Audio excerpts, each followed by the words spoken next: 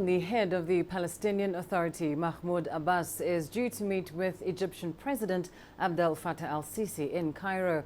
The two leaders will likely discuss recent strains in ties that follows a recent incident where a senior Palestinian official was denied entry into Egypt to attend a conference. Tensions are also mounting over Egypt's alleged support of an Abbas rival. The meeting in Cairo comes ahead of the Palestinian leader's upcoming trip to Washington, where he's due to meet US President Donald Trump. Well, let's get you an update on that story. I'm joined live from Cairo by CGTN's Adel Al-Mahroui. Adel, of course, so what is the latest on the visit by Mahmoud Abbas, and what can we expect from the talks with the President of Egypt? He arrived yesterday to meet several Egyptian officials ahead of his scheduled appointment with Egyptian President Abdel Fattah el-Sisi today. They will be discussing and focusing on the Palestinian crisis, trying to look for new methods of approach. Particularly, there are several events that are coming. The Arab Summit is scheduled to be held in Jordan on the 29th of March in what has been noticed as a revival of prioritizing the Palestinian conflict in the agenda of the Arab League. We have reports that both Mahmoud Abbas, Egyptian President Abdel Fattah el-Sisi, and Jordanian King Abdullah are scheduled to go for several meetings, each not together, each one alone, but they are scheduled to hold meetings during the first week of April in the White House with President Donald Trump. So there is quite a movement right now in organizing the Arab lines and the negotiations from the Arab perspective. As you know, of course, Egypt and Jordan are two Arab countries that have signed peace treaties with Israel, and therefore their role in trying to mediate in the Palestinian conflict is essential. And that's mainly one of the main topics that both Mahmoud Abbas and President el-Sisi will be discussing today. And indeed, of course, you mentioned there, Adel, that upcoming meeting in Washington. We've seen over the past few months that Donald Trump's foreign policy direction starting to really take shape now. With Abbas due to travel there to Washington, what will those two leaders likely talk about?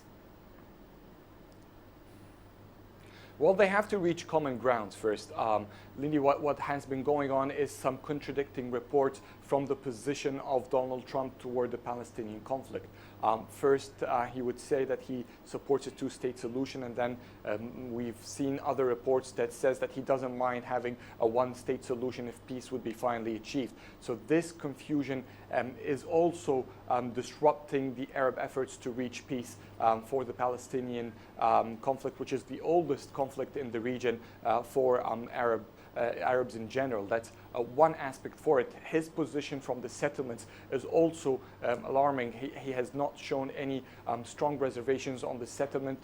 Some have reported that Trump is actually not objecting to the continuation of the settlement, the Israeli settlements in the occupied territories, which there are clear UN Security Council resolution to stop.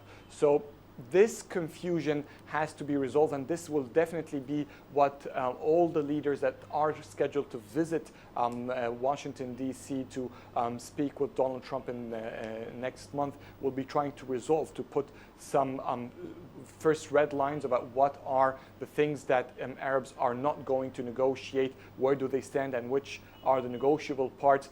Hopefully trying to pave the road for the resumption of negotiations, face-to-face negotiations between the Israelis and the Palestinians.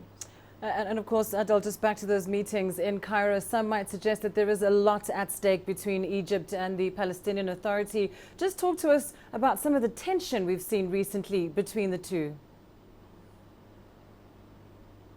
Well, let's first start by clarifying that officially none of the both sides, the Palestinian Authority, neither the Egyptian government, has confirmed that there is tension. In fact, the Egyptian government, commenting on these, on the reports of tension, it has said that it has actually denied that there is any tension between the two.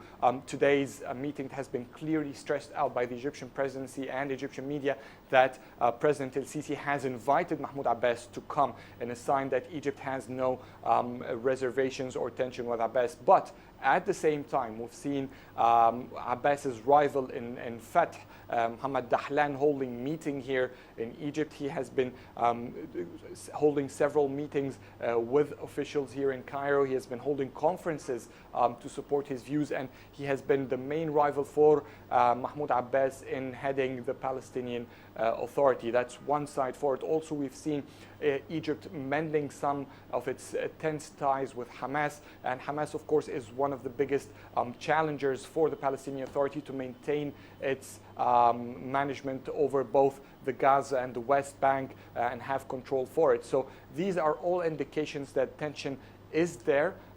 Officially, as I said, it has not been rejected, but sitting together in itself could be considered as a positive step, as both President el-Sisi and Mahmoud Abbas try to sit together to resolve these issues.